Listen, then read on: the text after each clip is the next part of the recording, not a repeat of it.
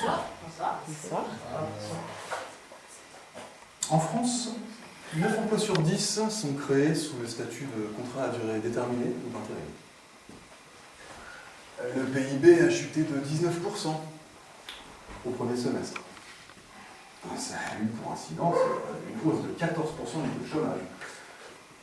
Aux États-Unis, on a enregistré jusqu'à 13 millions de chômeurs supplémentaires par semaine, au pire de la crise du Covid. D'après un récent sondage, 13% des Français se disent de gauche, 39% de droite, 5% des électeurs du Front National se disent de gauche, 4% des électeurs de la République En Marche. Alors pendant le temps que durera cette conférence, 24 000 femmes auront donné naissance à un enfant dans le monde, et 10 000 personnes seront décédées, 150 de la malaria, 300 du Covid, 300 d'accidents du travail, 1500 des conséquences de la faim, de la malnutrition, et 1600 du cancer.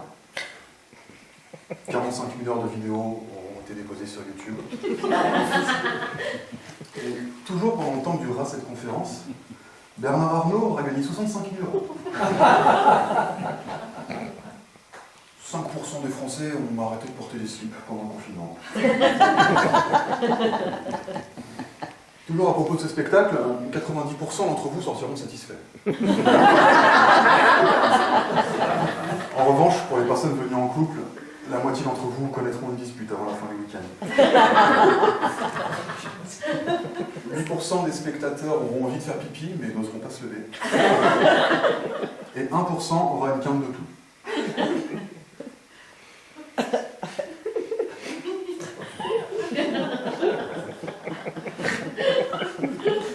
100% des personnes qui ont bu de l'eau sont mortes ou vont mourir. Une girafe a exactement 0 chance de se faire croquer par un tigre dans la salade. Et 100% des girafes se foutent totalement des statistiques sur les girafes. 13% des ménages brésiliens changeront de la vaisselle avant la fin de l'année. Et il y a 10% de réduction sur les côtes de porc en Internet. Alors que faire, mesdames et messieurs? Que faire de ces informations? Pour un professionnel des statistiques comme moi, la réponse est évidente, il me semble. On prend une poubelle, là, on fait le tri des déchets, et puis on reprend tout depuis le début. Voilà. Je m'appelle Johan Charlier, je suis statisticien. Ouais.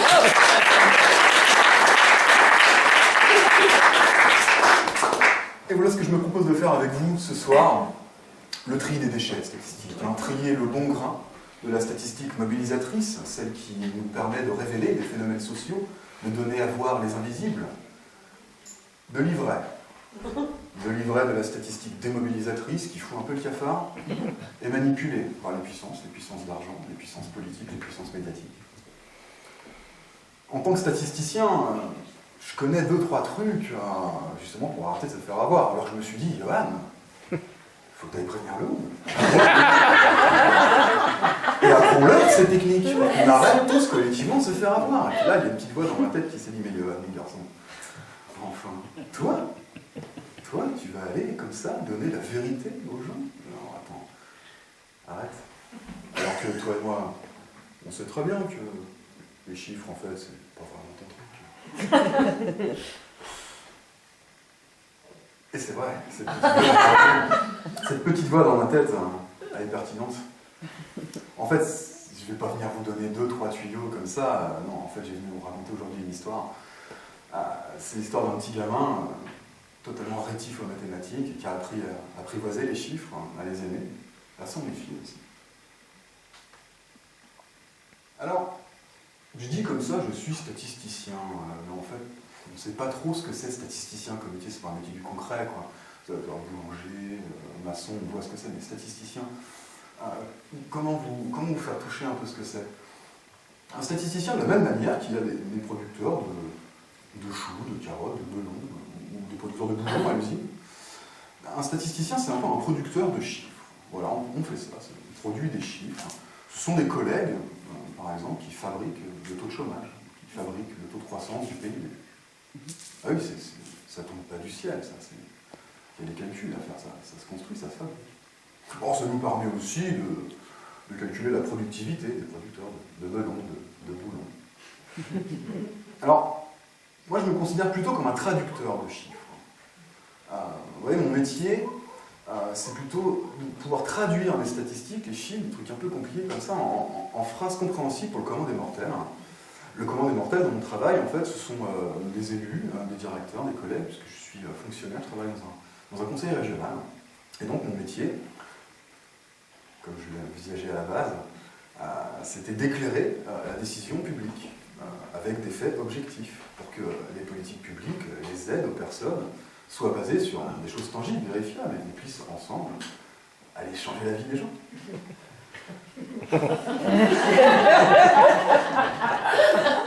Comme vous l'imaginez, l'histoire que je vais vous raconter aujourd'hui, elle commence par un petit désenchantement.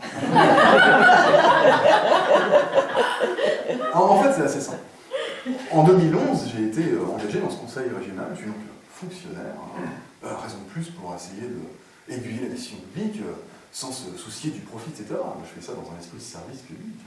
Donc je suis embauché dans un conseil régional à l'époque. À l'époque, c'est une présidente qui gère ce conseil régional, et son truc, c'est l'écologie. Alors, une des premières questions qu'elle vous pose, c'est à moi et mes collègues, bien sûr, c'est combien est-ce qu'il y a d'emplois qu'on pourrait qualifier d'écologiques sur mon territoire? Donc on fait, c'est une question quand même, on se cause un peu la tête. Alors, on appelle nos collègues de l'INSEE, puis on se dit, qu'est-ce que c'est un emploi vert, un emploi écologique? On ne sait pas trop. Donc on bosse ensemble, on trouve une petite définition, un truc assez simple, hein, c'est bête, moi ça nous a pris du temps à trouver ça. Un emploi écologique, on définit ça comme un emploi qui a pour but de prévenir ou de réparer les dommages causés à l'environnement par l'activité humaine. Ça paraît con comme ça, mais ça va passer du temps. Et donc on bosse, et on bûche, et on compte, et on trouve 3600 emplois écologiques sur le territoire. Et un jour, le désenchantement commence. Commence. Je reçois un coup de fil. Je vais vous le faire, tiens. Alors, je suis au bureau. Mon travail, c'est ça, basiquement. C'est d'être assis sur une chaise et rentrer des chiffres dans un tableur Excel. Et là, le téléphone sonne. Bon, je regarde. Vous savez, sur les téléphones de bureau, on voit le nom des gens. C'est pas juste le numéro, on voit le nom. Et là, c'est la directrice de cabinet de la présidente qui m'appelle. Alors, une directrice de cabinet, au-delà du fait que nous on l'appelle Dame Pipi pour rigoler, c'est quelqu'un de très important en fait. Basiquement, c'est le numéro 2. C'est la personne qui fait l'interface entre le personnel politique et le personnel administratif. C'est clairement pas la personne que je peux me permettre de snobber, quoi. Donc je décroche. Yoann Charlier, j'écoute. Ah oui, l'étude sur les emplois verts, oui, tout à fait. La présidente l'a lu, très bien. Elle n'est pas contente. Elle trouve que ça fait pas assez d'emplois. Ah oui, parenthèse. Elle, ça fait 6 mois qu'elle se balade dans toute la région en disant qu'il y a 100 000 emplois sur ce territoire. Et nous, on arrive, on nous dit, cocotte, on a compté, ça fait 3600. Si vous voulez, c'est une région dans laquelle il y avait 700 000 emplois en tout. Donc, elle passe de 1 sur 7 à 1,5%. Il faut que je reprenne parce que ça chauffe. Quoi? Elle parle à la tribune dans une demi-heure. Il faut que je trouve quelque chose pour contredire l'INSEE. Ok, d'accord. Bisous.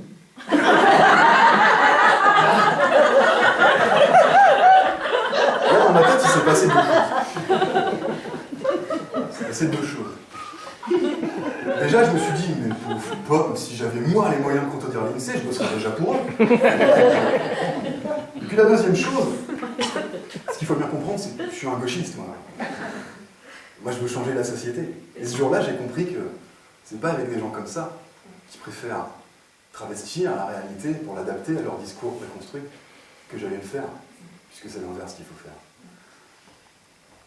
Et donc aujourd'hui, j'ai envie de vous raconter l'histoire de ce désenchantement et de comment, à partir de ce jour, je me suis dit que fallait que je me donne pour mission de trouver des chiffres qui ne pourront pas être manipulés par ces gens-là pour aider ceux qui en ont vraiment besoin.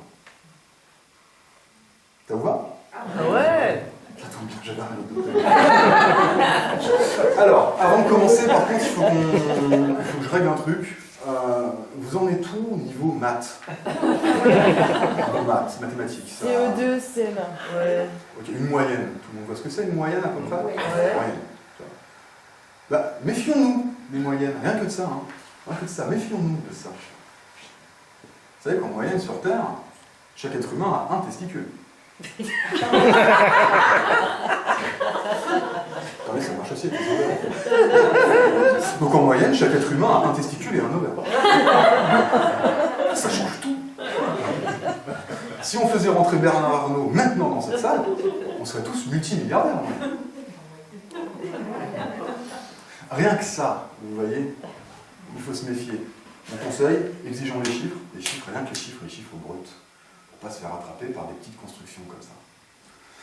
Alors, je vous demande votre niveau en maths parce que, voilà, moi, quand j'étais gamin, j'étais totalement rétif. Moi, quand j'étais gamin, je voulais être écrivain. Je voulais écrire des romans. Aujourd'hui, je suis statisticien, en fait. C'est l'exact inverse, si vous voulez. J'ai consciencieusement foiré mes rêves de gosse. Je ne peux pas tout réussir. Je vous dis ça, moi j'ai su lire très très tôt quand j'étais gamin. Alors c'est pas de tout mon fait, c'est mes parents qui m'ont toujours accompagné là-dedans et qui m'ont toujours satisfait ma curiosité. C'est simple, quand j'ai su lire à 2 ans et demi, 3 ans à peu près, ça s'est passé comme ça. Mon père, il était ouvrier. Et tous les midis, il rentrait manger à la maison. Il faisait 3 choses. Il mangeait, il lisait son journal, il faisait une courte sieste. Et ensuite, il repartait travailler. Alors moi, du haut de mes 2-3 ans, on mangeait, faire la sieste, j'avais bien compris l'utilité du truc. Mais alors, le journal, ça avait l'air aussi important, si vous voulez, si mon père faisait ça systématiquement, tous les midis. Alors, ce que je faisais, c'est que je venais monter sur ses genoux et j'essayais de déchiffrer comme ça ce qu'il y avait dans le journal. Et c'est comme ça que, en grande partie, mon père m'a appris à lire dans la Nouvelle République, qui était le quotidien régional du coin d'Augier. Par contre, quand il s'est agi de m'apprendre à compter, la galère. Là, je vous raconte ça, j'avais pas 2 ans et demi, 3 ans, j'avais 9, 10 ans, j'allais rentrer au collège. Et je galérais avec les multiplications, c'est un truc que j'ai jamais pu encadrer ça. Mon père, il avait trouvé un truc, c'est que, vous vous rappelez, au dos des cahiers de brouillon qu'on avait à l'école, il y avait les tables de multiplication aussi. Donc ce qu'il avait fait, c'est qu'il avait pris du blanco, il avait passé du blanco sur les résultats. Vous savez, 1 fois 1 égale... Et du coup, il en avait photocopié une centaine, comme ça, je crois. Et du coup, tous les soirs, il y avait un stratagème, et on avait un deal ensemble, où tous les soirs, je devais remplir une grille complète, les tables de 1 à 9. Quand je donnais une bonne réponse, il me donnait 1 centime. 2 francs, nouveau. Et quand je donnais une mauvaise réponse, là c'est moi qui lui devais 1 centime, 2 francs nouveau toujours. Croyez-moi pas, j'ai eu encore du pognon. Ah non, c'était chaud. C'était chaud. Ouais, gamin, j'étais tellement rétif aux mathématiques, au bout d'un moment j'ai complètement raté d'écouter. En fait, je donnais une seule réponse, c'était 12. Je disais 12, c'est systématiquement. Non, le taux de chômage, 12. 9 fois 3 12. Ouais, ça fait 12, on est d'accord. Même en fac, alors qu'on avait un prof ultra consciencieux, quoi. On devait calculer un coefficient, je me rappelle. Un coefficient, c'est entre 0 et 1, c'est pas possible autrement. Là, j'arrive, le coefficient de truc, ça fait combien? Je dis 12. Le mec, il se démonte pas, il fait, mais comment t'as fait? Elle est où l'erreur? Qu'est-ce qui s'est passé? Je dis, mais arrête, mec, elle est vide, ma feuille, je me fous de toi, la 12, quoi. Voilà. 6 fois 2 12, c'est marrant.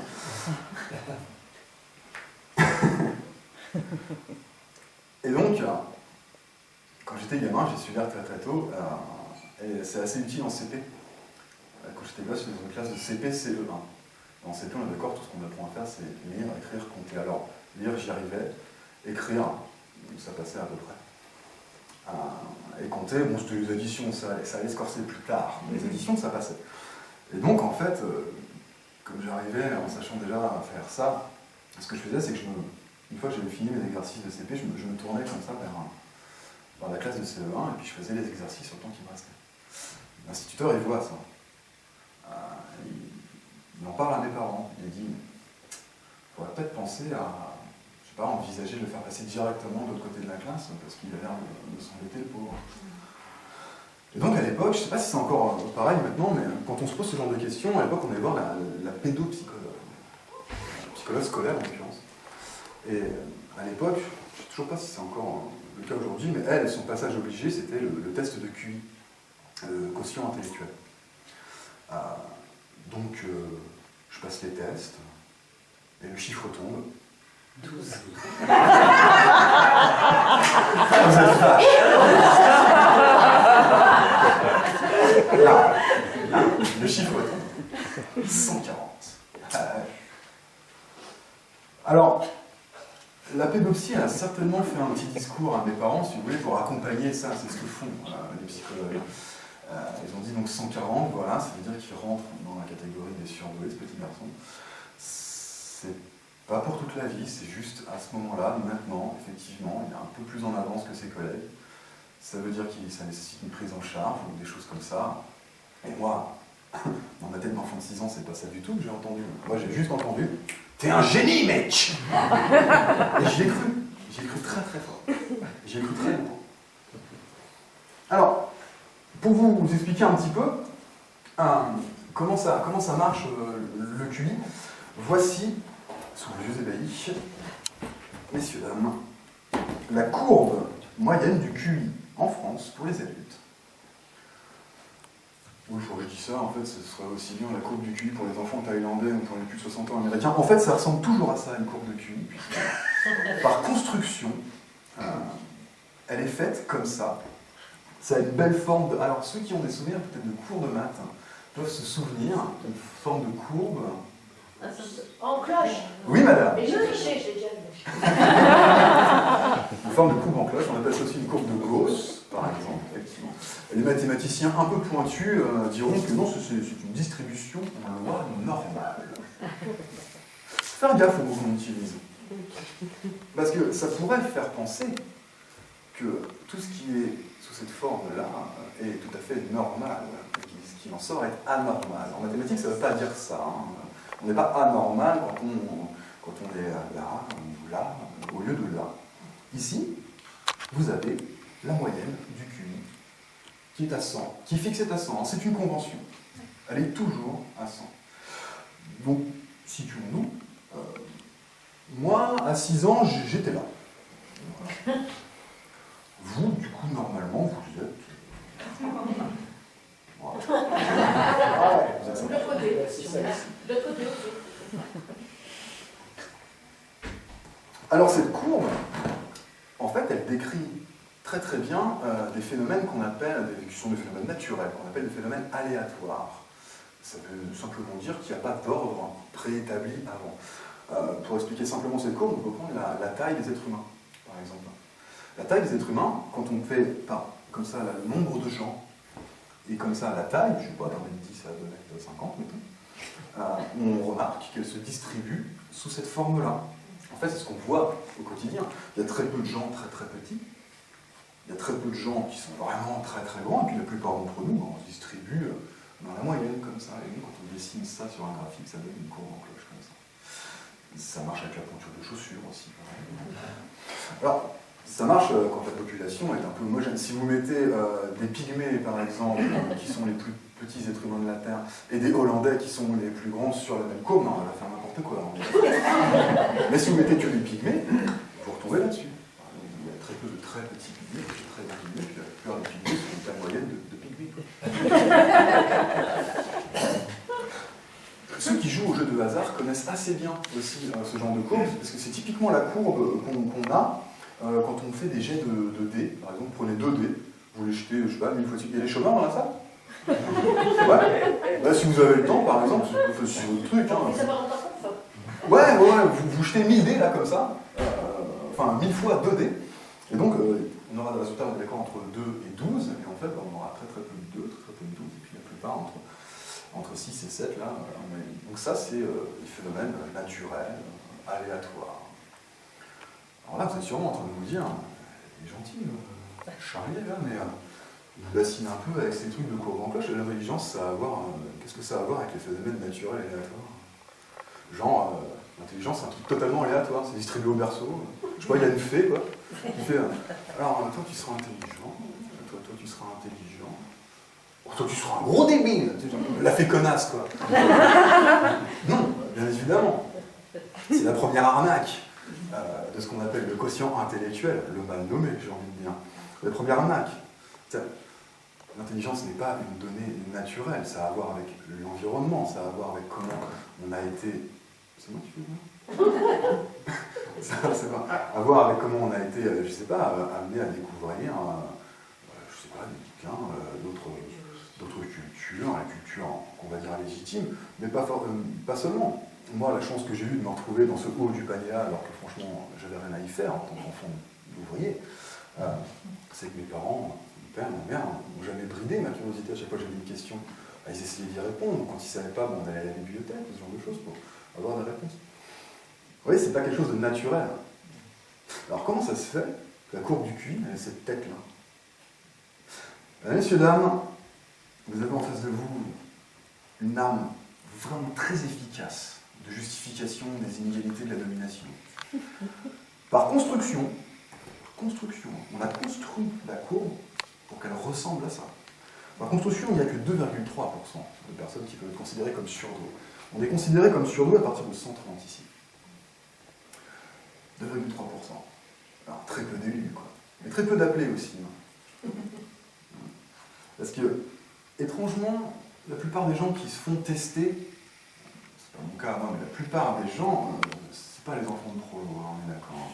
Ça coûte à peu près 2 000, 3 000 euros de passer ce genre de test. Moi, j'ai eu la chance de le faire dans le cadre scolaire, mais tout le monde ne l'a pas.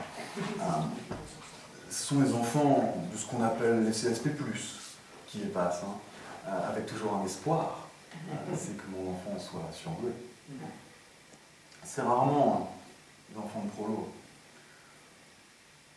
Pour s'en convaincre, j'ai appris aujourd'hui même une statistique intéressante, seulement, c'est le petit Banola qui m'a appris, effectivement.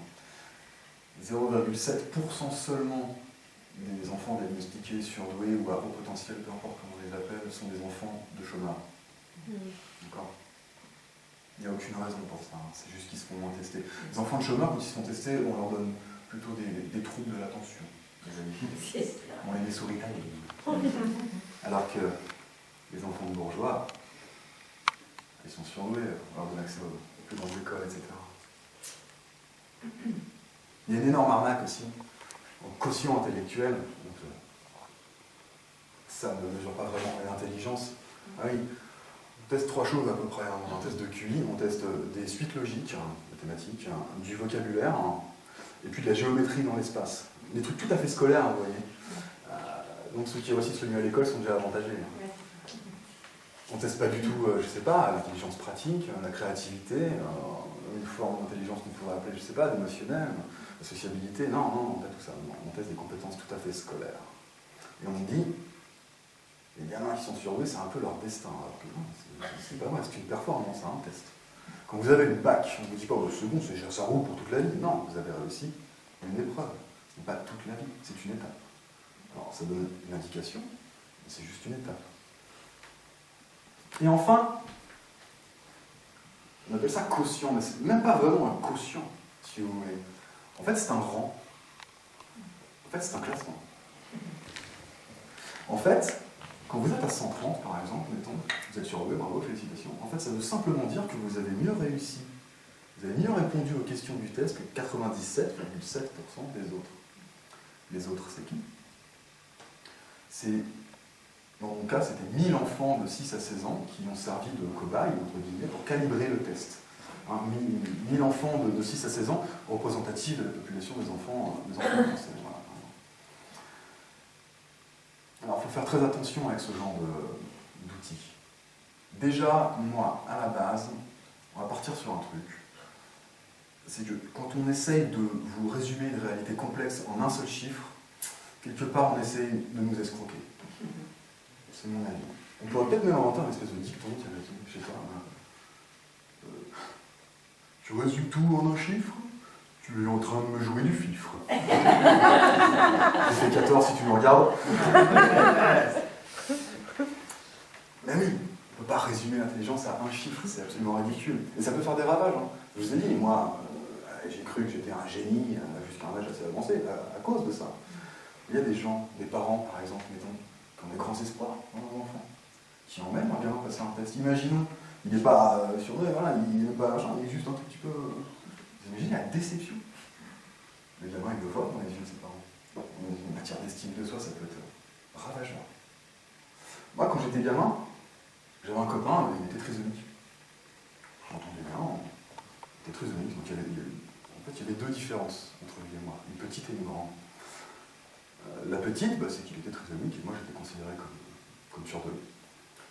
La grande, c'est que quand il rencontrait quelqu'un, quand il rentrait dans une relation sociale, lui il partait du principe que la personne en face, elle était amicale, qu'elle était sympa. Moi, je partais du principe qu'elle était plus bête que moi. Est-ce que ça faisait de moi un meilleur être humain? Je suis pas sûr. Alors tout ça, je l'ai compris bien plus tard, hein, dans mon parcours. En fait, je l'ai compris très récemment en lisant un livre pour préparer cette conf. Autant vous dire que ça a pas mal déménagé. Un livre d'un monsieur qui s'appelle Jérôme Pellissier, qui s'appelle La fabrique des surdoués. Le titre est super révélateur pour ça. C'est une fabrique, c'est surdoué.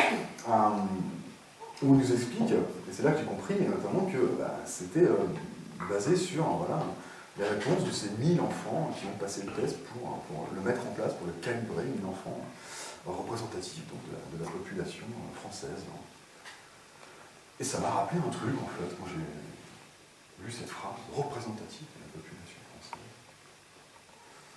En fait, c'est basé sur la même technique que les sondages.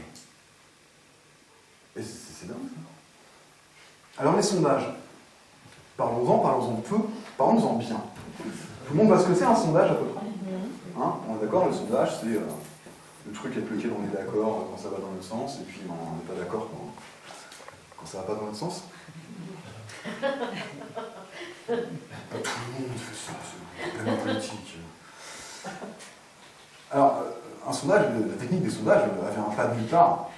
Son origine, c'est la prospection pétrolière, la prospection minière, évidemment, il y a très longtemps. Effectivement, les gens qui achetaient des arpents comme ça de terrain, ils ne retournaient pas tout de suite pour trouver du pétrole ou de l'or ou du fer. Non, ils posaient des petites sondes, comme ça, des petites sondes à des points judicieusement choisis de leur terrain, et puis comme ça, par extrapolation, en fonction de ce qu'ils trouvaient dans le sol, eh bien, ils pouvaient se dire, ah voilà, on a des chances de trouver, donc on peut plutôt creuser ici. Il y a d'autres endroits où on peut recoller des sons, hein, c'est autre chose.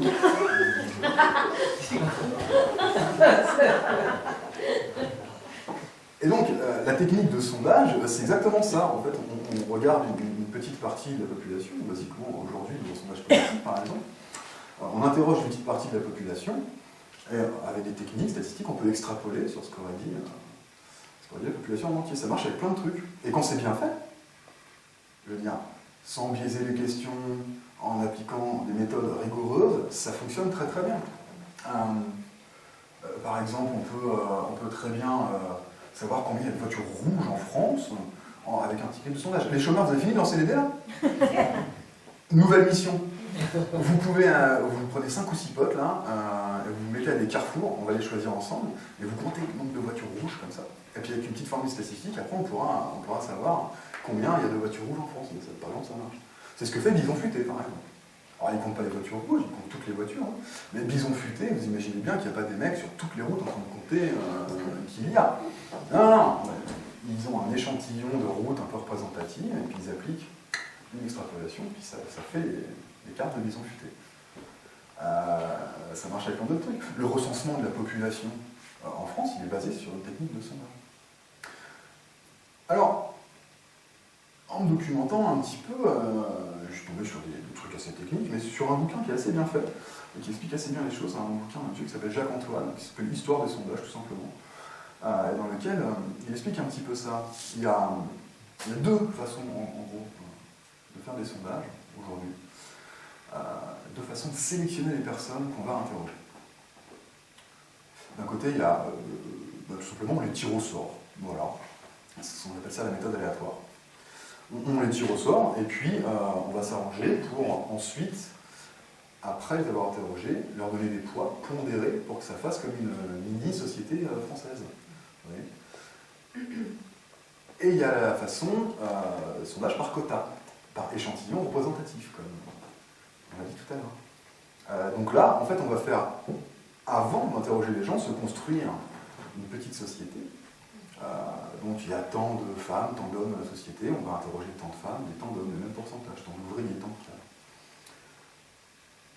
Pas bête. D'après vous maintenant, quelle méthode est la plus fiable?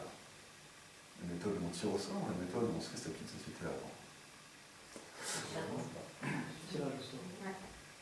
Alors, si je peux vous aiguiller un petit peu, fiabilité, représentativité, on vit dans une démocratie représentative, est-ce que vous trouvez ça fiable? Non, répondez pas.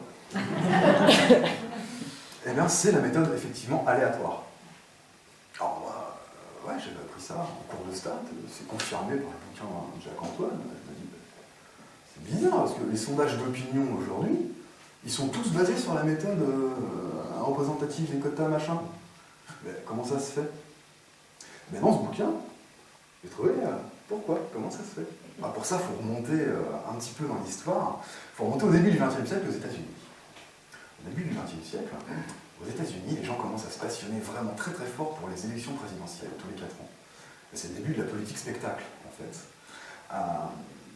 Il y a des journaux, alors le Reader's Digest, le Literary Digest, le Rally Star, c'est des trucs qu'on ne connaît pas nous ici, mais qui sont assez fameux aux États-Unis, qui du coup tous les 4 ans, avant les élections, proposent dans leur revue des petits bulletins à découper, sur lesquels on peut écrire pour qui on va voter, et puis le renvoyer au journal. Et puis le journal, ensuite, il publie des petits résultats. Alors c'est sympa, c'est marrant. Ça se vend comme des petits pains, parce que les gens adorent donner leur avis, en fait.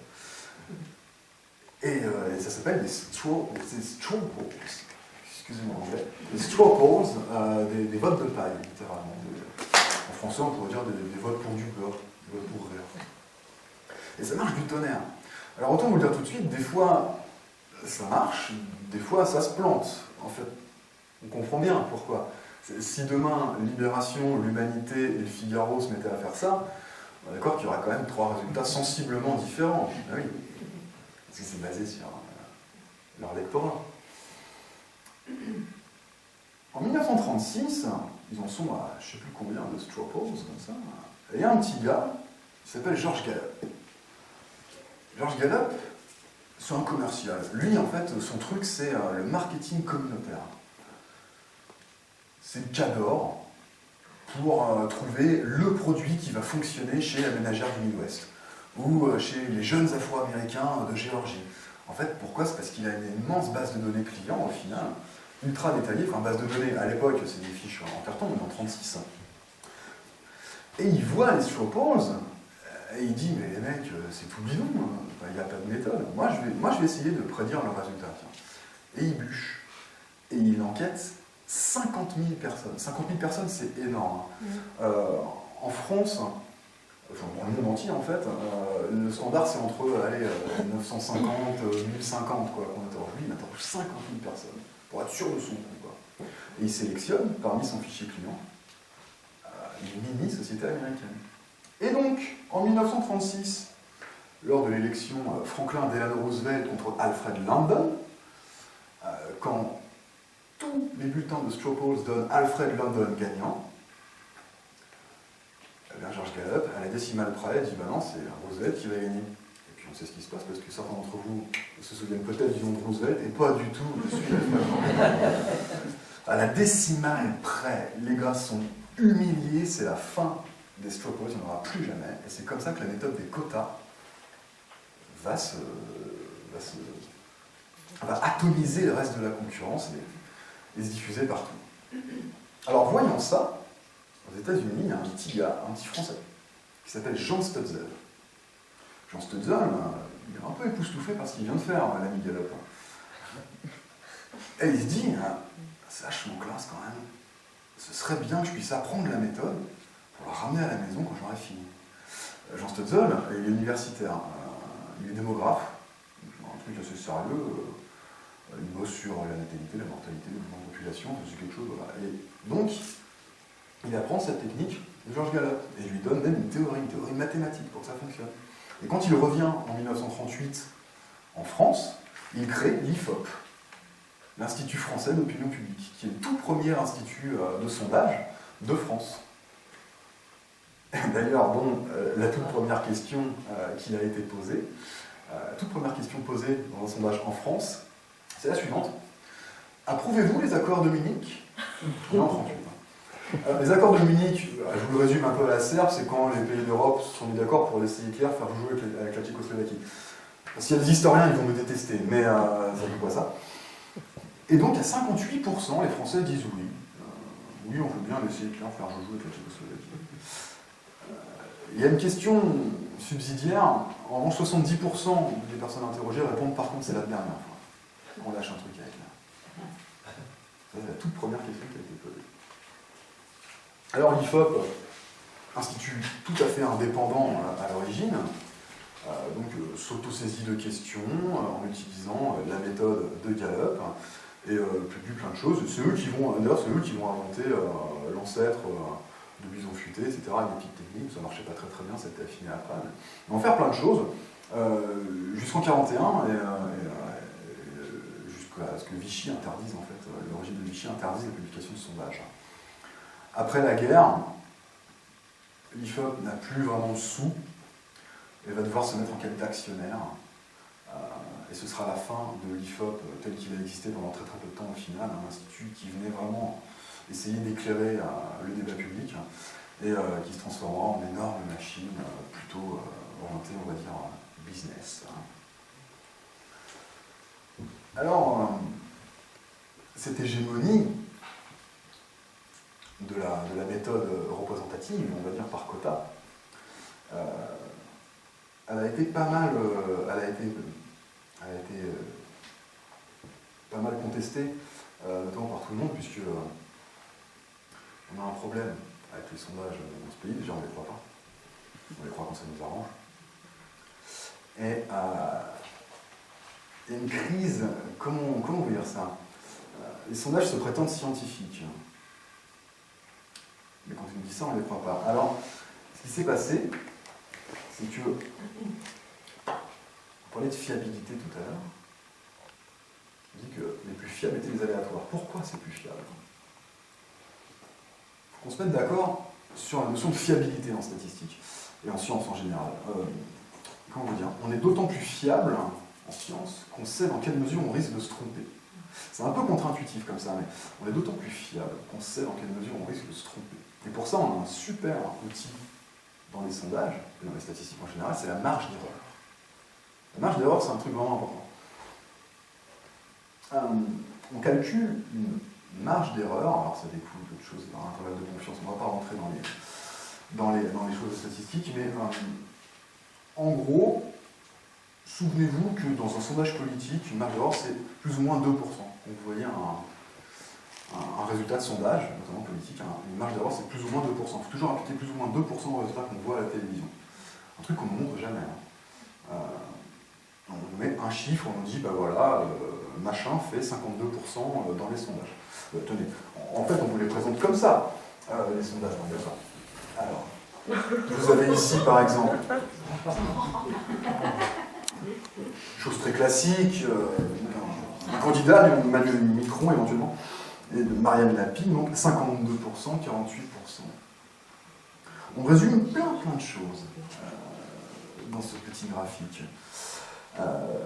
Notamment, on ne nous indique jamais la marge d'erreur.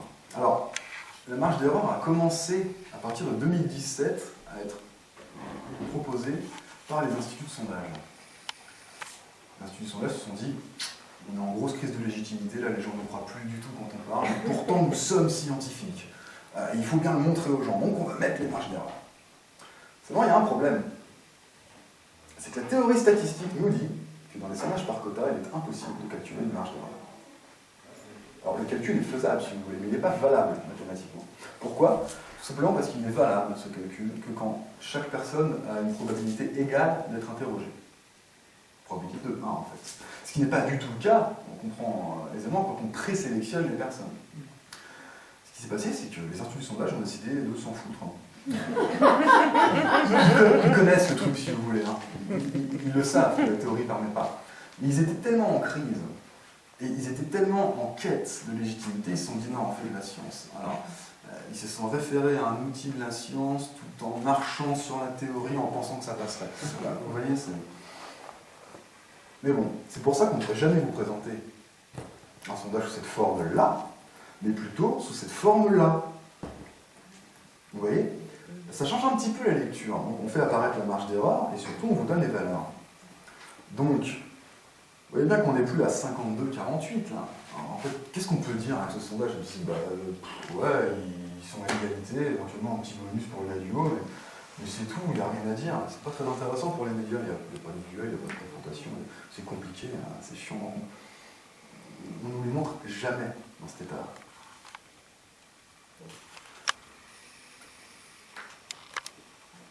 Je reviens à mon histoire de Jean Stutzel qui crée l'IFOP et qui se fait ensuite déborder par ses actionnaires. Il y a un deuxième personnage que j'aime beaucoup, qui bossait à l'IFOP aussi dans les années 70-80, il s'appelle Jean-Marc Lèche. Je vais l'appeler Jean-Marc parce que c'est mon petit chouchou. Jean-Marc, c'est un gars qu'on veut, c'est un consultant de la nouvelle génération, vous voyez. Et Jean-Marc, il est surtout connu en fait pour être le responsable du premier trucage documenté d'un sondage dans l'histoire de France. Bien joué Jean-Marc. Ce qui s'est passé, c'est qu'en 1977, Giscard d'Estaing, président à l'époque, Giscard d'Estaing planche comme ça sur une politique. Et il a envie de tester un truc, il a envie de renvoyer les immigrés dans leur pays en leur donnant une petite prime, un petit bac chiche. Et donc il appelle l'IFOP pour tester l'opinion des Français là-dessus. Et il dit ouais, Jean-Marc, est-ce que tu pourrais faire un petit sondage? Êtes-vous favorable à une prime de retour des immigrés dans leur pays? Ce qui va se passer, c'est que les Français vont répondre oui. Ils vont dire les immigrés dans leur pays? Oui. La prime, par contre, non, on va se la garder. Et donc, Jean-Marc, dans ses mémoires, se justifiera comme ça et dira non, c'était pas possible de présenter ça au président. Ça faisait vraiment, les Français sont des gros racistes, quoi. Et donc, il a truqué les chiffres pour atténuer un petit peu cet effet-là. Manque de peau, le canard enchaîné, toujours dans les bons coups, retrouve la publication originelle et les bons chiffres et publie ça. Et ça fait un scandale. Ça fait un scandale en 79, 2 ans après seulement. Et donc c'est le premier trucage documenté de l'histoire, pour la bonne cause, dit Jean-Marc, mais on ne croit qu'à moitié. Jean-Marc, il fait aussi des autres coups d'éclat. Jean-Marc, par exemple, il était conseiller pour Laurent Fabius pendant un moment, et donc Laurent Fabius passe à la télé dans un débat contre Jacques Chirac, je crois que c'était en 1983. Fabius commande un sondage pour savoir ce que les gens ils ont pensé de sa petite prestation à la télé. Seulement, ça a très mal se passer ce débat, et Chirac finira par traiter Fabius de roquet en direct devant tous les téléspectateurs. Mais le sondage est lancé, et il se trouve que les téléspectateurs étaient plutôt d'accord avec Jacques Chirac pour dire que Fabius, roquet, ça lui va plutôt pas mal. Ouais. Il fait annuler en catastrophe la publication du sondage. Alors, vous voyez, le genre de délicieux personnage qui magouille un petit peu selon les désirs de ses clients. Ce genre de magouille qui deviendra assez courante à l'IFOP dans les années 70-80, ça provoquera le départ de Jean Stutzel, triste de voir son bébé devenir un monstre. Et donc il va démissionner, il va larguer son propre bébé, il va le larguer dans les mains d'une bande de consultants qui sont vraiment business, qui n'ont plus rien à foutre du côté universitaire des instituts de sondage. C'est à partir de ce moment-là, la fin des années 70, début des années 80, que ça a vraiment commencé à partir en couille, cette histoire. En fait, une fois que Jean Stutzel est parti, l'actionnariat de l'IFOP a été récupéré par un monsieur qui s'appelle Jérôme Sédou. Jérôme Sédou, 39e fortune de France. Jérôme Sédou, oui, pour vous situer, c'est le grand-père de l'actrice Léa Seydoux. Et je me dis, tiens, c'est marrant, qu'est-ce qu'il a à faire, lui, d'avoir un institut de sondage? Et je me suis dit, tiens, c'est pas vraiment à qui ça appartient, ça, les instituts de sondage, c'est vrai. Alors j'ai cherché. Jérôme Sédou, ce qu'il a fait, c'est qu'il a revendu ses parts à une dame qui s'appelle Laurence Parisot. Laurence Parisot, du coup, qui a été présidente du MEDEF et de l'IFOP, principal institut de sondage français, pendant un petit moment. Ben, c'est pratique, tiens, pour faire passer tes idées pour le MEDEF. Complètement fou. Complètement fou. Alors, je me dis, bon, ok, d'accord, ça bon, bah, c'est l'IFOP, bon, je cherche un autre, Ipsos, tiens, fondé par Didier Truchot, 118e fortune de France, ça va pas s'arrêter. La Sofres, sauve-moi la Sofres, Pan, propriétaire, Marc Lagré de La Charrière. C'est qui ce mec? Je ne connais pas, Marc Lagré de La Charrière. Tiens, eh ben, c'est un milliardaire déjà, et puis c'est le gars qui était l'employeur fictif de Pénélope Fillon. Vous voyez, Pénélope Fillon, la femme de François Fillon, candidat a pris les mains dans le pot de confiture. Hein, et puis ça s'arrête pas, vous voulez du politique? Dentsu Consulting, vous connaissez? Dentsu Consulting, ils sont maqués avec France Info. Eh ben, Dentsu Consulting, maqués avec France Info. Eh ben, le patron de ça, c'est Thierry Jadot. Thierry Jadot, frère d'Éric Jadot, patron de Europe Écologie, les putains de verts. Vous en voulez des meilleurs? Mon petit préféré, Opinionway. Opinionway, c'est fondé par deux mecs, deux experts, attention. Il y en a un. Il était chef de cabinet de Gérard Longuet. Ah, c'est pas un cadeau ça, Gérard Longuet, ministre de la Défense sous Sarkozy, est surtout connu pour avoir fondé un groupuscule de nazis dans son enfance, dans sa jeunesse.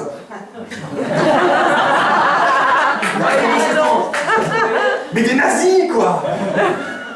Et deuxième, oh bah génial, il s'appelle Denis Pingot, mis en examen pour surfacturation de prestations de conseil auprès de Mathieu Gallet, président de Radio France. Bah allez, tiens, on va se maquiller avec les médias, ça va être génial. Et j'ai beau chercher encore plus partout, ça s'arrête, mais jamais, mais jamais, quoi.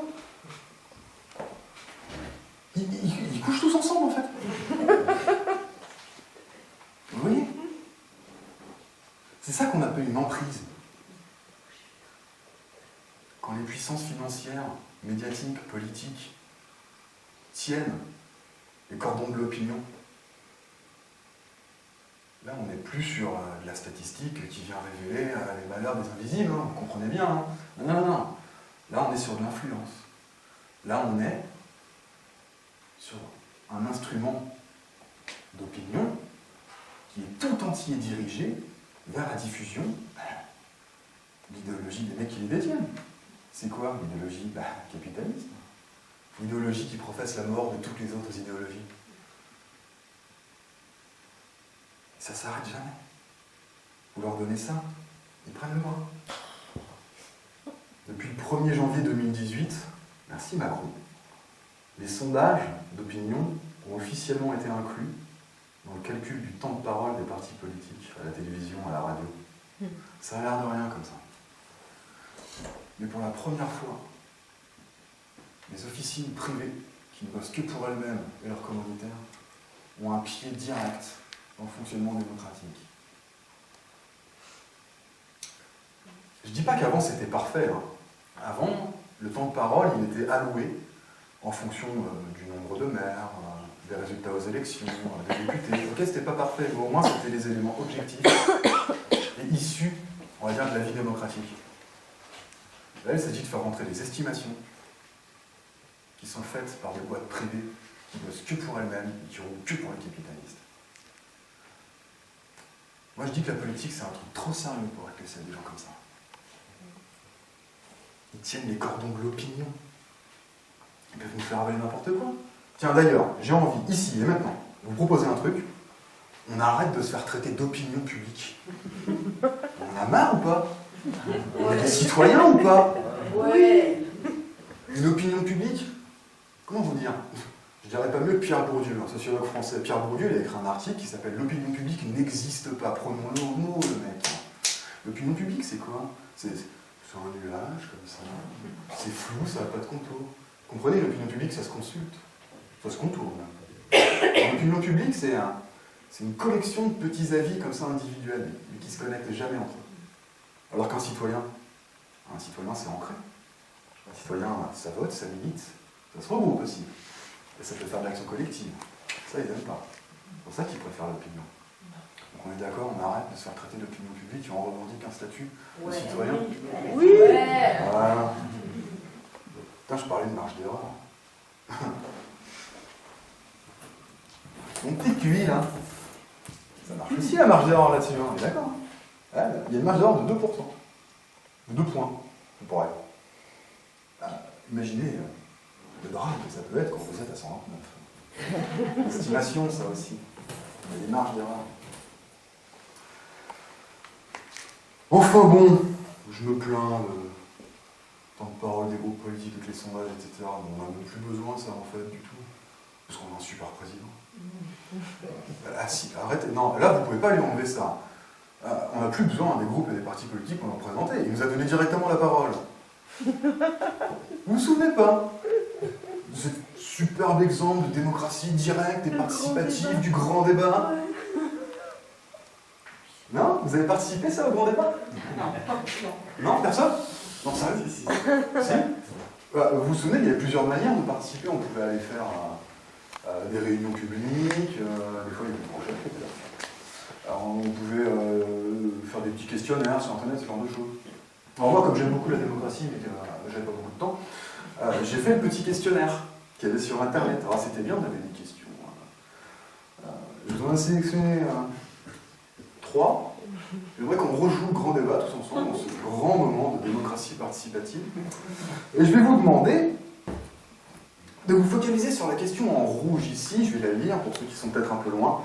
Faut-il réduire le nombre de parlementaires, entre parenthèses députés plus sénateurs égale 925? Qui vote oui? Faut-il réduire le nombre de parlementaires? Oui. Ouais. Ok. J'ai envie de vous la poser sous une autre forme. On aurait pu la poser comme ça. Faut-il augmenter le nombre de parlementaires? Un député plus sénateur égale 1 pour 70 000 habitants en France. Non. Ça change le truc un peu quand même, hein, on est d'accord. Hein. Ça, en psychologie, en sociologie, quand on fabrique des questionnaires, on appelle ça un effet de priming. Moi j'appelle ça l'effet la réponse est peut-être cachée dans la question. On est d'accord que cette petite parenthèse ici, là, en fait elle est faite pour nous enduire d'erreurs. Et pour qu'on dise, bah dis donc, ça a l'air de faire vachement beaucoup, mais en fait, c'est pas vrai. C'est pas trop ce que ça fait. En fait, ça fait 1 pour 70 000 habitants. Moi, je trouve qu'à la limite, on est pas super bien couvert. Mais c'est comme ça qu'il la pose. Hein, faut-il réduire? Allez, seconde question. Celle-là, je l'aime bien. En plus, elle est en 2 parties. Afin de réduire le déficit public de la France, qui dépense plus qu'elle ne gagne, pensez-vous qu'il faut avant tout réduire la dépense publique, augmenter les impôts, faire les deux en même temps, ou je ne sais pas. On remarquera l'honnêteté des gars qui ont quand même mis une je ne sais pas. Alors ils ne sont pas allés jusqu'à mettre un autre précisé, parce qu'ils savaient très bien ce qui allait arriver. Il faut augmenter les cotisations sociales et tout. Ça va les communistes, calmez-vous. Ah, j'aime beaucoup le petit taquet qu'ils mettent en milieu de phrase afin de réduire le déficit public de la France, qui dépense plus qu'elle ne gagne. On a un petit effet comme ça aussi. Et donc on vous donne des choix. Alors selon vous, il faut réduire la dépense publique, il faut augmenter les impôts, on fait les deux peut-être. Ouais. C'est pas la réponse. Il faut voter, c'est le grand débat, monsieur. Bon, mais tout ça, c'est rien à côté de la question qui suit. Alors il y a la question qui suit vraiment juste en dessous. Hein. J'ai les captures d'écran, s'il y en a qui ne me croient pas, je peux tout sourcer. La question juste après, c'est afin de baisser les impôts et réduire la dette, quelle dépense publique faut-il réduire en priorité? C'est déjà des... Ça, cette question, on veut dire, on s'en fout, mec, de ce que tu as répondu. On a rien à foutre. Nous, notre projet, on avait dit, c'était réduire les dépenses. On vous laisse vous enculer vous-même, en fait, c'est ça. Et quelle souplesse. Quelle souplesse. Je vous laisse le choix de comment vous allez vous faire avoir. C'est ça. Avec ou sans les graviers, quoi. C'est ça. C'est très très malin. Parce qu'en fait, vous y allez de vous-même. Voilà. Ça, c'est ce qu'on appelle un effet de halo. Et en fait, c'est un peu un effet entonnoir, si vous voulez. On vous fait des questions dans lesquelles on réduit petit à petit l'éventail des réponses pour que vous répondiez précisément ce qu'on avait prévu que vous répondiez. On est d'accord? Là, on se bien d'avoir un grand débat, attention. Enfin, la dernière que j'ai envie de qualifier de... On va appeler ça comme ça, l'effet. Savez-vous quels sont les différents échelons administratifs? État, collectivité territoriale comme le conseil régional, le conseil départemental, la commune, ou opérateur tel que Pôle emploi ou la CAF, dans votre territoire. Mais en même temps, de la réponse déjà. Oui ou non? Vous me prennent pour des pimpins, quoi. Et ensuite... Ah non, jamais. Et ensuite, pensez-vous qu'il y a trop d'échelons administratifs en France? Les mecs te font une parenthèse de 3 bornes de long en n'oubliant personne. Là j'ai un petit peu coupé parce que j'avais pas un panneau assez grand. Ils oublient personne. 3 bornes de long d'inventaire à l'après-vert pour ensuite... vous savez combien il y a d'échelons? Vous trouvez pas qu'il y en a trop quand même? Rien qu'à lire, le truc, c'est fatigant, quoi. À la limite, le problème, il n'est pas tellement sur cette parenthèse. Le problème, c'est qu'il est impossible de répondre honnêtement à cette question. Absolument impossible, on est d'accord. Vous avez lu le truc? Dans votre territoire, je suis désolé, ça ne veut rien dire. Je ne sais pas ce que c'est. Du coup, ça dépend des échelons. Enfin, De quel territoire? Le département, la région, de quel territoire il parle? ensuite, tu veux. C'est ça qui est génial. Et puis même, quels sont les différents échelons administratifs? Je veux dire, il n'y a que des experts en droit administratif, je veux dire, ils doivent être, je sais pas, 12 pour savoir répondre à cette question. Et ensuite, on me dit, pensez-vous qu'il y a trop d'échelons administratifs en France? Voilà. Ça me fait penser, en fait, c'est comme si on demandait aux gens, vous savez combien il y a d'immigrés en France? Non. Vous trouvez pas qu'il y a trop d'immigrés en France? Oui. C'est exactement le même truc. Exactement le même truc. Et ils le savent, hein, bien entendu. Ils le savent, les mecs qui font des questionnaires comme ça. Ils savent très bien ce qu'ils sont en train de faire. Alors, s'ils ne le savent pas, c'est ultra grave. Enfin, du coup, comme ils le savent, c'est ultra grave aussi. Ça s'appelle de la manipulation, quoi. Ça s'appelle de la manipulation, exactement. Et c'est très facile. C'est super facile à faire. Hein. Des questions biaisées comme ça pour inventer des réponses, c'est ultra facile. Tiens, non, c'est même tellement facile qu'on peut le faire ensemble. Je suis sûr qu'on peut en trouver une. Non mais vraiment, tiens, on va se prendre 5 minutes. On va se prendre 5 minutes là, puis on va essayer de se trouver une petite question biaisée là, comme ça. Je sais pas, on pourrait essayer de se rappeler, je sais pas, d'une question un peu absurde qu'on aurait vue éventuellement dans un sondage, je sais pas. Vous savez quoi? Parlez entre vous, parlez à la limite, si vous vous rappelez ça, un petit peu, essayez de biaiser un peu avec vos voisins. Il faut qu'ils soient contents.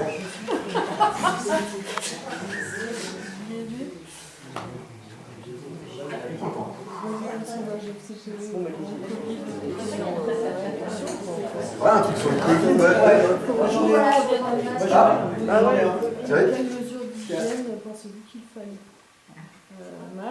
Masque plus visière plus panneau sur la table. Masque plus visière plus panneau sur la table, plus gel hydroalcoolique pour les adultes, pour les enfants, pour les deux. À aucun endroit, tu avais le droit de dire mais c'est pas la question en fait. La question c'est à quel moment on va me donner les moyens de prendre une décision par rapport à ça, alors que déjà dans les directives il n'y a aucune décision cohérente. Et je ne suis pas scientifique ni médecin. Mais tu as vu, on te donne dans la question le choix intégral des solutions. Alors moi j'ai le souvenir, là c'était Le Monde qui avait demandé cette enquête, elle était géniale. Il n'y avait que 2 questions. Est-ce que vous préférez un homme politique corrompu, mais qui obtient des résultats, qui est efficace, ou un homme politique intègre, mais qui n'a pas de résultats? Un politique intègre, mais qui aura des résultats, c'était pas proposé. J'ai trouvé génial celui-là. Et on pourrait ajouter, juste après celle-là, trouvez-vous Emmanuel Macron efficace? C'est risqué. Bon, mais aujourd'hui, biaiser les réponses un peu comme ça, Bon, c'est un peu gros, ça passe, vous avez vu, on les a vus tout de suite, les mecs arriver, quoi. Ça, faut pas nous prendre non plus pour des perdreaux de l'année. Si on est là, c'est parce que déjà, Ouais, on sait lire les questions, mais déjà. mon beau-père, enfin, des gens qui sont un peu plus âgés, ou des gens qui n'ont pas fait d'études et qui, enfin, ils ne vont pas se poser ces questions, ils ne vont pas voir le piège dans la question, et c'est trop facile. C'est pour ça que ça marche. C'est facile, et c'est dégueulasse de faire ça. C'est absolument dégueulasse. Mais on évite de le faire, pas parce que c'est dégueulasse, mais parce que c'est vrai que pas mal de gens commencent à le revoir, et quand on s'en rend compte, on a vraiment la sensation désagréable d'avoir été pris pour des débiles. Donc, non, il y a d'autres façons de faire. On peut aller essayer de manipuler directement le calcul, la forme de calcul. Alors, il y en a qui ont essayé. Je pense par exemple à Nicolas Sarkozy. Alors, Nicolas Sarkozy était fâché avec les statistiques. Nicolas Sarkozy, en 2007, il s'est fait élire, d'accord, sur la peur et l'insécurité, etc. Mais il avait fait une petite promesse de campagne. Il avait dit « Je réduirai la pauvreté d'un tiers en 5 ans ». Et une fois élu, il a fallu qu'il s'y colle, le mec.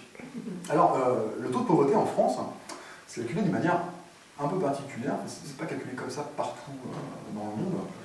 Le taux de pauvreté en France, déjà en 2018, dans les chiffres disponibles, c'est 14% de la population. Ça fait 9 millions de personnes. 9 millions de pauvres en France. Le seuil de pauvreté, il est à 1 041 € par mois. Donc si vous touchez moins que ça, félicitations. Vous êtes pauvre. N'ayez aucune honte, hein. Vous êtes 9 millions, je veux dire, vous êtes plus nombreux que les millionnaires. Ok? Ah, mais ça, faut s'en rappeler. Comment on calcule ça, le 1 041 € si vous voulez, il ne tombe pas du ciel. En fait, le taux de pauvreté en France, il est dit un relatif. On est pauvre relativement à tous ceux qui vivent autour de nous, la société française. Contrairement, par exemple, à des taux de pauvreté qu'on dit absolus, qui marchent aux États-Unis ou dans les pays qu'on appelle pauvres, justement, où là, c'est fixé à 2 $ par jour. On considère que sous 2 $ par jour, sur cette planète, vous ne pouvez pas vivre, en fait. C'est pas possible. 2 $ par jour, c'est le seuil pour survivre. En France, c'est pas comme ça qu'on fait. On prend 60%, accrochez-moi un peu, 60% du revenu médian. Alors, le revenu médian, qu'est-ce que c'est? C'est pas très compliqué, c'est un truc fictif, hein, qui sépare la population en deux parties. Donc ça veut dire qu'il y a 50% des gens qui gagnent plus que ce revenu et 50% des gens qui gagnent moins. C'est le revenu qui est pile au milieu. En France, c'est 1 735 € par mois. Le revenu médian, 50% des gens gagnent plus que ça et 50% moins que ça. Donc on prend 60% de ce revenu-là et ça fait 1 041 €, le seuil de pauvreté. Alors, ce qui est particulier avec cette forme de calcul, c'est que le seuil de pauvreté augmente chaque année, puisque le niveau de vie augmente. Ah si, le niveau de vie augmente. Alors tout le monde ne le voit pas de la même manière, mais pour certains ça augmente. En moyenne, ça augmente. Donc, comme il augmente avec le niveau de vie, comme ça, en fait, le taux de pauvreté, c'est un truc très très difficile à faire baisser, je veux dire vraiment drastiquement. On peut le faire baisser, on va dire, de 3 dixièmes de point, de 4 dixièmes de point, mais rarement de beaucoup plus. Alors Sarkozy, avec sa promesse de moins 33%, il était embêté. Il était embêté, alors du coup, il a appliqué la technique classique du politicien qui n'arrivera jamais à tenir ses promesses. Il a dit, qu'à cela ne tienne, si le thermomètre qu'on utilise ne nous donne pas la bonne température, on va changer de thermomètre. Et donc il invente le taux de pauvreté ancré dans le temps. Alors qu'est-ce que c'est que ce truc? En fait c'est assez simple, c'est pas si bête que ça en fait, mais c'est utilisé de manière super fallacieuse. En fait, ce qui va se passer, c'est qu'il va dire, ok, le taux de pauvreté l'année de mon élection, c'était, on va dire, 1 041 €, si c'était cette année. Il donne rendez-vous 5 ans plus tard, et il compte le nombre de gens qui sont toujours en dessous des 1 041 € des 5 ans avant, sans tenir compte de la hausse du niveau de vie. Et donc du coup, c'est vachement plus facile de faire baisser, si vous voulez.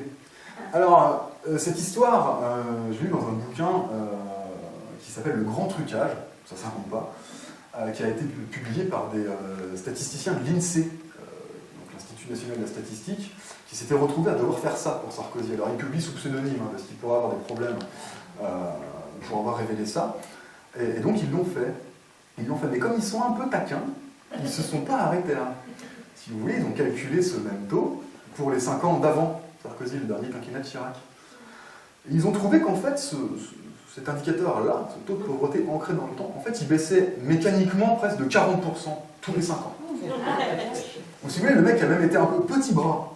À dire, 33%. En fait, 40%, c'était jouable. Mais vous rendez bien compte du truc. C'est un gros enrichissement. Ah, ce qui s'est passé, c'est qu'ils s'en foutaient de réduire la pauvreté, c'était pas son délire. Hein. Ils voulaient faire baisser le chiffre de la pauvreté. Donc, ça marche aussi avec le chômage, par exemple. Vous savez comment ça fonctionne, on change les gens de catégorie, on fait baisser le chômage, mais en fait, on n'agit pas vraiment sur les chômeurs, on agit sur le chiffre qui fait bien, comme ça passe à la télé. Il a essayé de faire ça avec la pauvreté. Bon, une fois qu'il est parti, c'est bon, on a repris le vrai standard international, on a arrêté de la risée des statisticiens du monde avec cette histoire, et tout est rentré dans... Ce qui se passe, c'est que à cause de pratiques comme celle-ci, on en vient à douter des méthodes de calcul, si vous voulez. Alors qu'en fait, souvent la problématique, elle n'est pas dans le calcul lui-même. Un calcul, c'est bête et méchant, quoi. Vous demandez à une calculette de diviser un truc par 0, bah, elle va essayer. C'est vous qui avez fait une connerie, si vous voulez, en lui rentrant 0 dans la machine. Elle va essayer. Ne le faites pas, surtout dans sa classe internet et tout.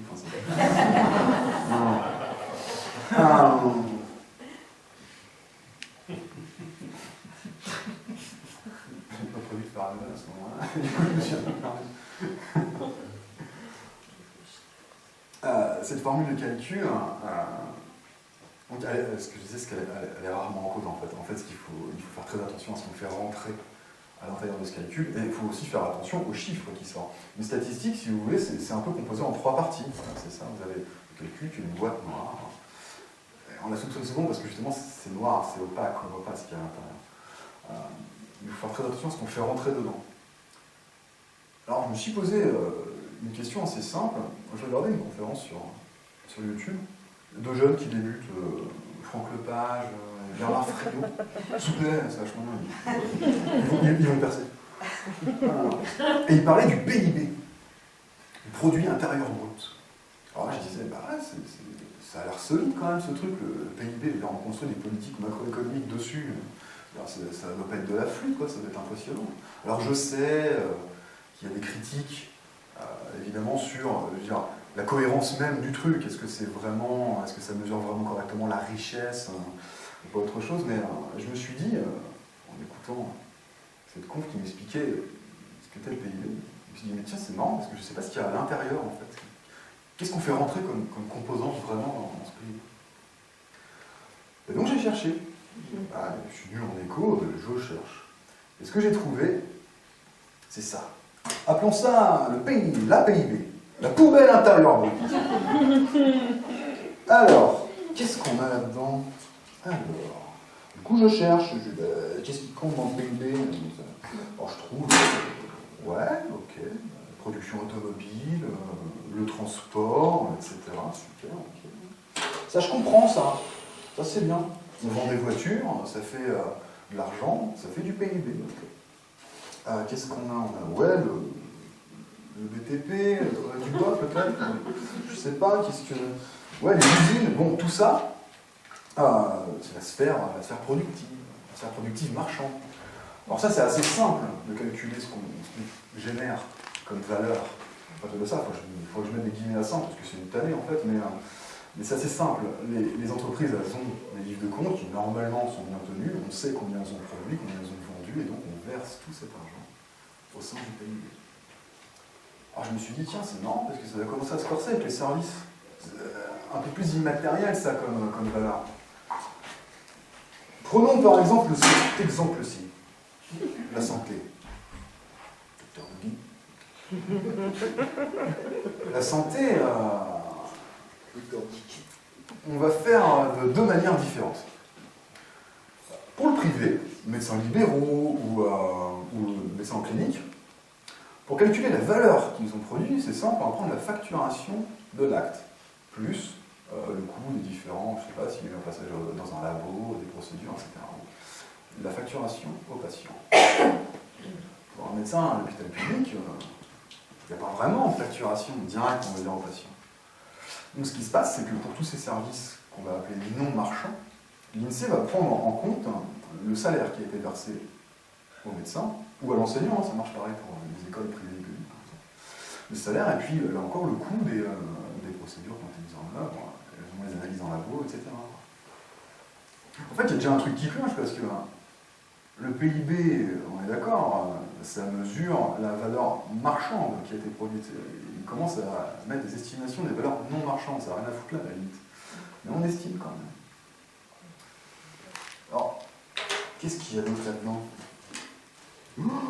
Non.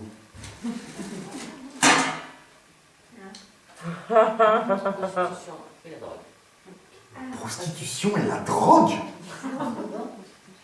Eh ouais, j'en revenais pas moi non plus. Mais depuis 2013, c'est une recommandation internationale que d'inclure les revenus estimés, bien sûr. Là, les gars, ils ont moins des livres de compte. Des revenus liés au trafic de drogue, à la prostitution et au crime organisé. 2013. Alors, ce qui s'est passé, c'est que l'Italie a tout de suite pris le train en marche. En 2014, ils ont mis les statisticiens sur le coup. Et les mecs, ils ont pris 2 points de PIB d'un coup. Bim, le coup de pompe au fion que l'économie a prise. Et ouais, 2 points de PIB. Alors nous, en France, on a dit, on a traîné les pieds, puis en 2018, on a dit, ok, mais juste là-bas. Non, pour vous faire la prostitution, même pas, c'est compliqué. Non, la drogue. Bon, alors nous, le coup de pompe au fion a été un peu moins violent. On a pris 0,1 point au PIB en 2018, du coup, grâce au petit commerce de détail. On a d'autres choses encore là-dedans. Par exemple, il y en a parmi nous qui font du potager, par exemple, du jardin potager. Le lycée. Oui, il y a des gens, je sais pas, qui cultivent des poireaux, des oignons. Eh bien, l'INSEE inclut dans le PIB une estimation de ça, de la production potagère. En fait, ce qui se passe, c'est que l'INSEE, ils connaissent le nombre de maisons qui ont un jardin, grâce au recensement des propriétés, etc. C'est un truc qu'ils ont.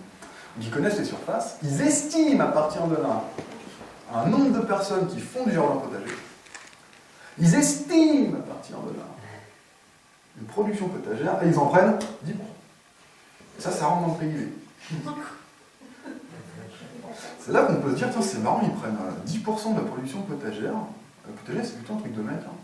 Et ils prennent pas 10%, par exemple, je sais pas, de la cuisine, de l'éducation des enfants, des fêtes à la maison, du travail domestique, qui est plutôt fait par les femmes.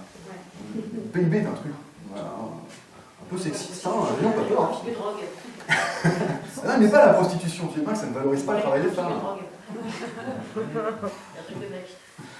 Ouais, il n'y a rien que ça.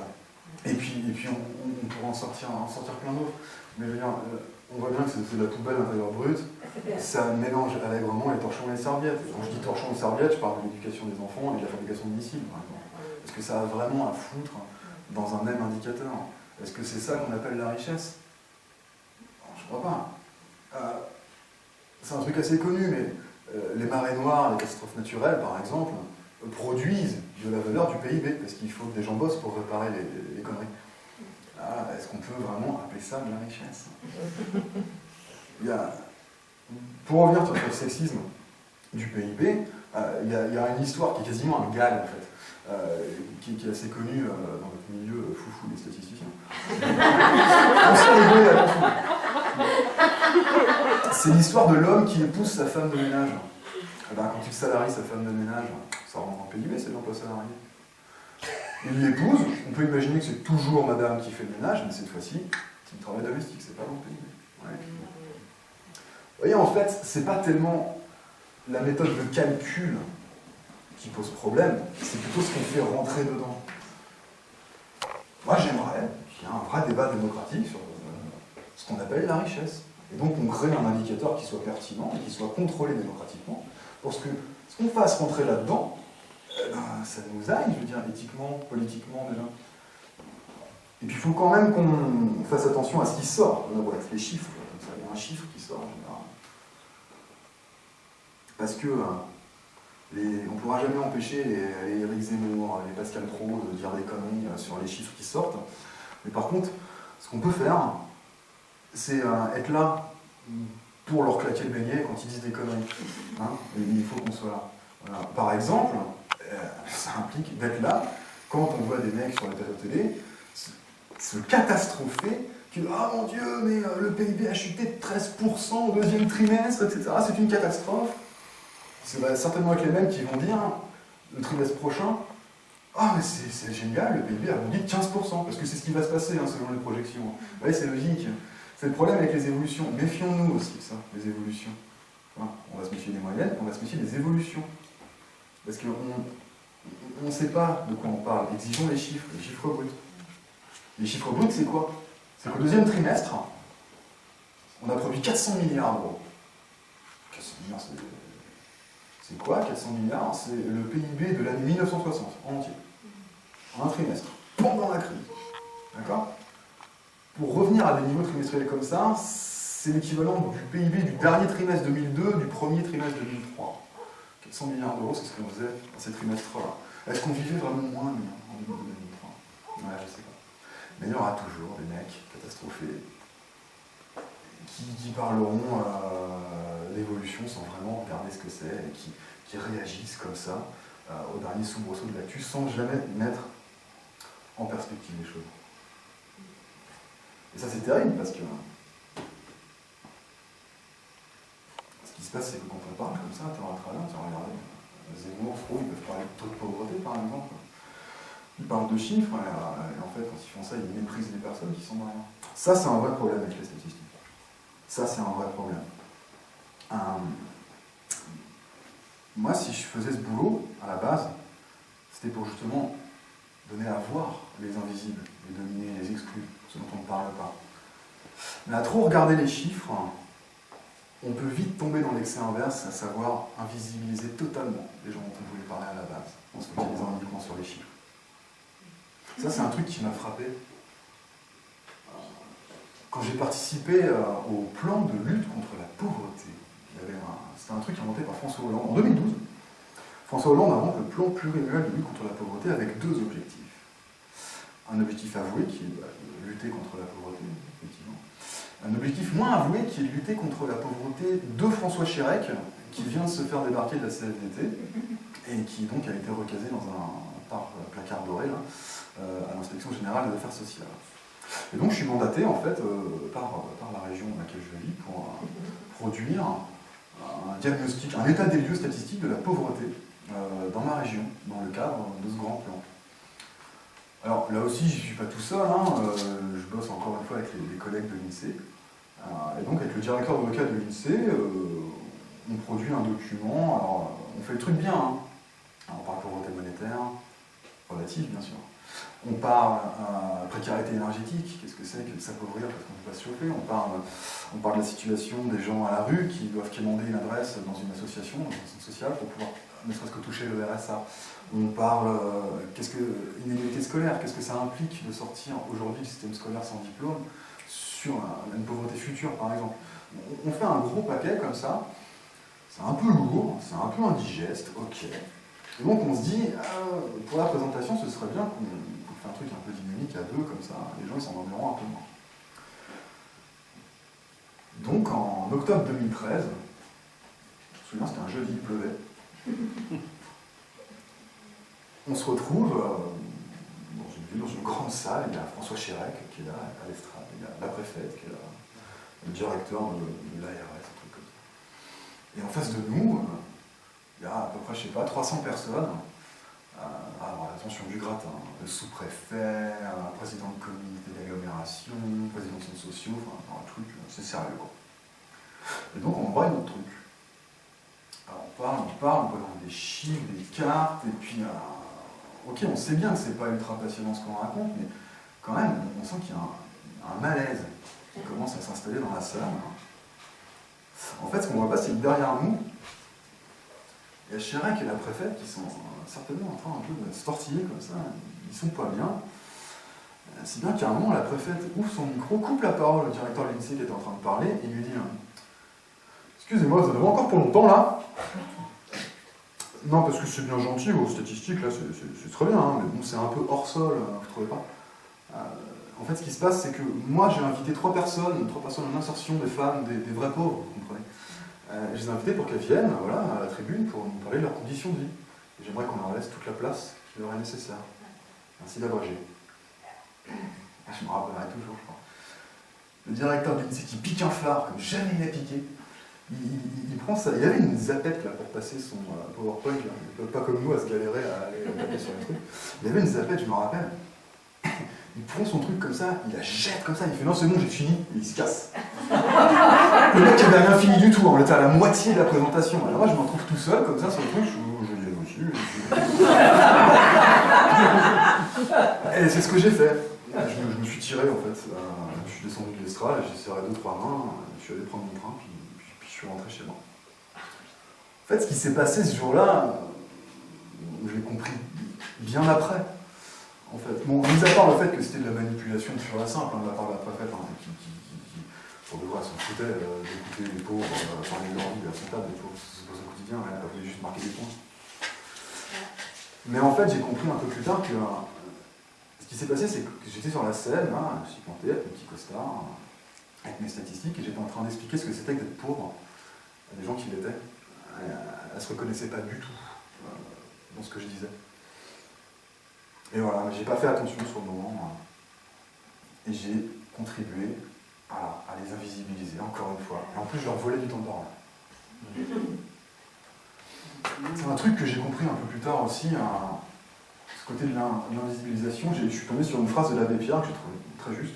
Alors, je cite pas régulièrement l'abbé Pierre, mais ce coup-ci. L'abbé Pierre, il a dit « Le problème avec les hommes politiques, c'est qu'ils ne connaissent la misère qu'au travers des statistiques. Or, on ne pleure pas dans des chiffres. » C'est tout à fait juste. Ça, je l'ai compris le jour de mes 25 ans.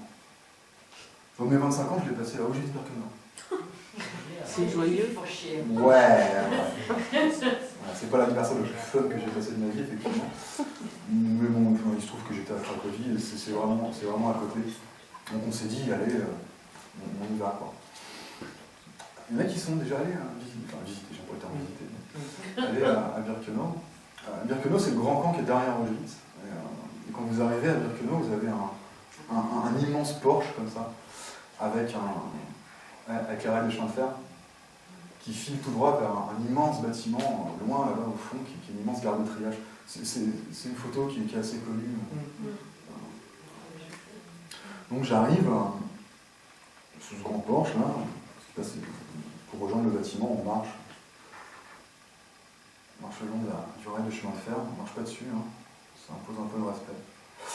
Et donc on arrive à cette grande gare de triage qui est un mémorial aujourd'hui. Et on vous propose de suivre le même parcours que des gens qui venaient de débarquer dans les années 40 au terminus de cette ligne. Terminus, c'est bien autre chose. Donc quand vous rentrez dans ce grand bâtiment, vous avez plusieurs pièces. Donc c'est le parcours que vous connaissez. Donc vous rentrez dans la première. C'est l'endroit où on leur prenait leurs bijoux, leurs valises, tout ce qui n'allait pas leur servir. Puis vous parcourez les pièces comme ça, c'est très long. C'est très très long. Vous parcourez les pièces. Là, c'est la pièce dans laquelle on leur prenait leurs vêtements. Là, vous avez la pièce dans laquelle on leur rasait les cheveux.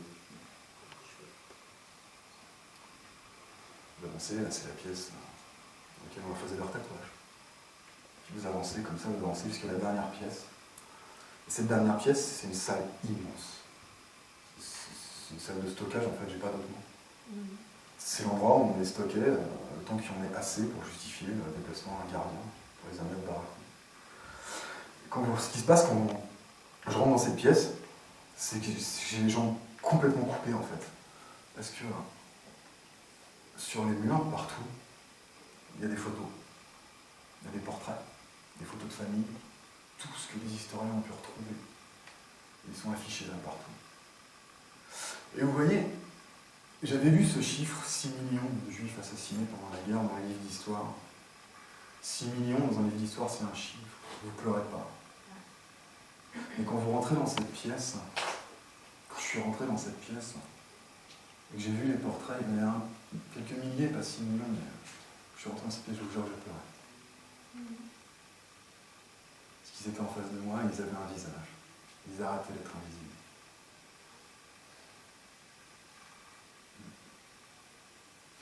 Vous voyez, aujourd'hui, si je me retrouvais devant ces femmes-là que j'avais snodées au grand raout avec la préfète Chirac, je pense que je ne ferais pas pareil du tout.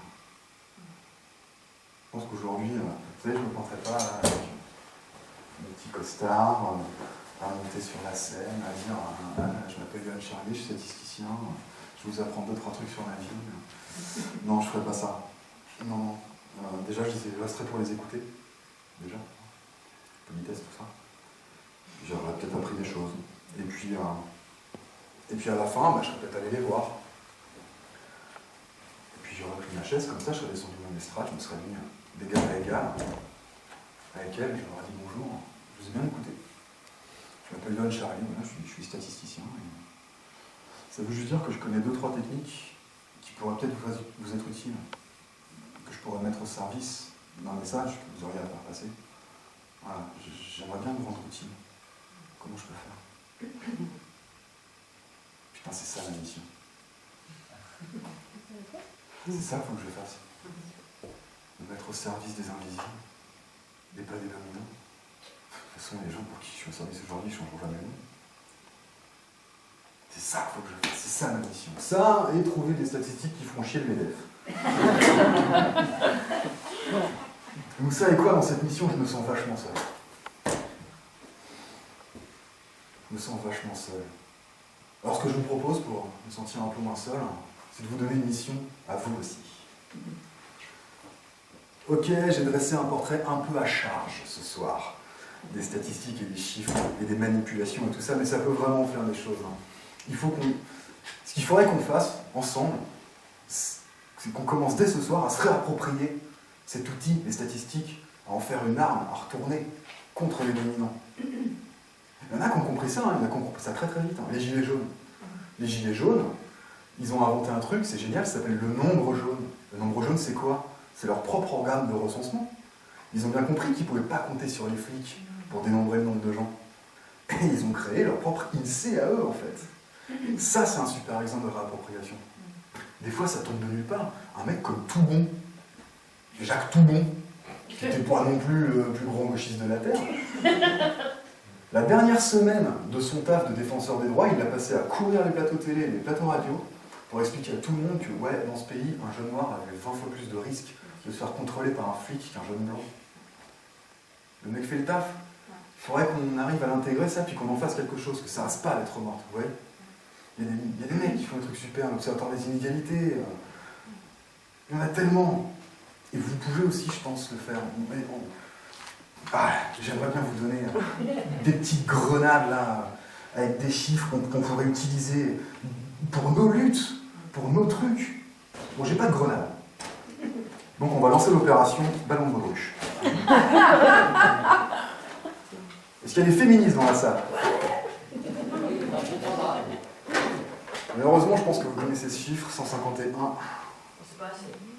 C'est le nombre de féminicides qu'il y a eu l'an dernier en France. Le nombre de femmes qui sont mortes, tuées par leur conjoint ou leur ex-conjoint. On peut voir ça autrement. C'est le nombre de mecs qui ont tué leur femme ou leur ex-femme. Ce chiffre-là, c'est pas le ministère de l'Intérieur qui fait. C'est même pas le secrétariat d'État à l'égalité, Marine Schiappa, tout ça.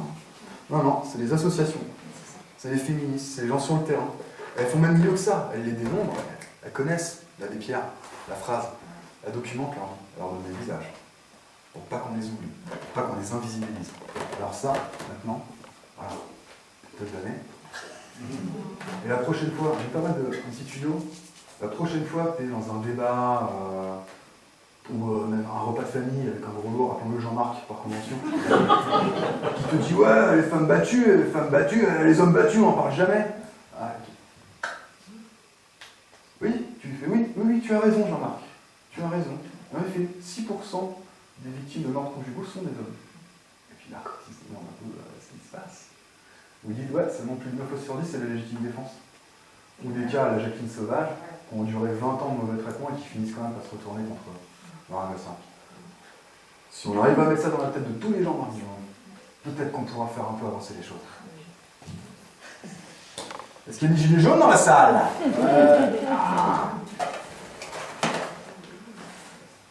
Alors celui-là je l'aime bien aussi, 561, c'est le travail d'un monsieur qui s'appelle David Dufresne, qui collectionne, enfin, qui récolte plutôt, qui récolte les cas de violence policière depuis la première manifestation des Gilets jaunes. Il en est à 561 ce matin. C'est quoi ce pays? Attention, c'est pas des petits trucs. Hein. Main arrachée, œil arraché, on est sur des gros trucs. Pareil, hein. C'est pas le ministère de l'Intérieur hein, qui concerne, c'est les militants de terrain. Et puis il faut remonter à Dufresne qui fait des signalements. Alors, ça marche pas à tous les coups, mais s'il le fait pas, ça marchera jamais du coup. Hein. Alors, nous, gilet jaune. J'ai dit gilet jaune. Allez. Donc, la prochaine fois qu'une grosse merde de type Gérald Darmanin ou Christophe Castaner te dit ouais, les violences policières ça n'existe pas, on lui sortira ça, on ne dit pas, on le martèle, et peut-être qu'on pourra faire bouger un peu les choses, ok? Il y a des syndicalistes dans la salle?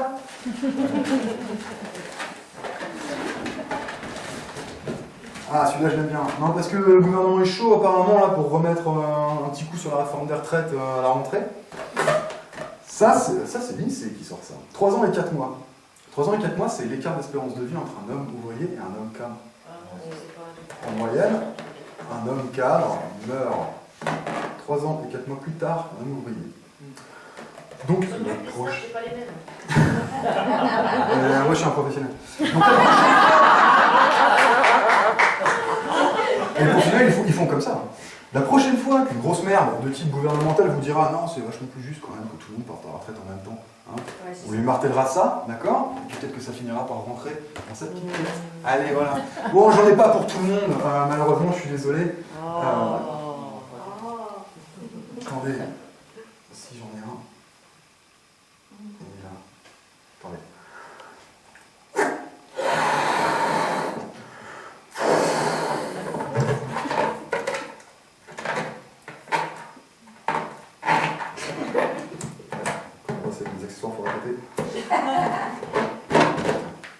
Sur celui-là, tu pourras écrire ce que tu veux. C'est utile, d'accord? Vous voyez, c'est ça. On a le choix. On peut écrire ce qu'on veut sur nos grenades. On a le choix, on a le choix d'écouter les statistiques démobilisatrices là, du gouvernement pour truquer, ou bien de fabriquer les nôtres, celles qui nous sont utiles pour la lutte. On a le choix, et la prochaine fois qu'un politicien nous dira « Oui, mais les chiffres sont têtus », on lui dira « Mais c'est toi, t'es têtu ! Nous, on sait les lire, les chiffres, tes calculs sont pas bons. » On a le choix. Choisissons bien. Moi, je reprends mon métier de statisticien. Allez, salut.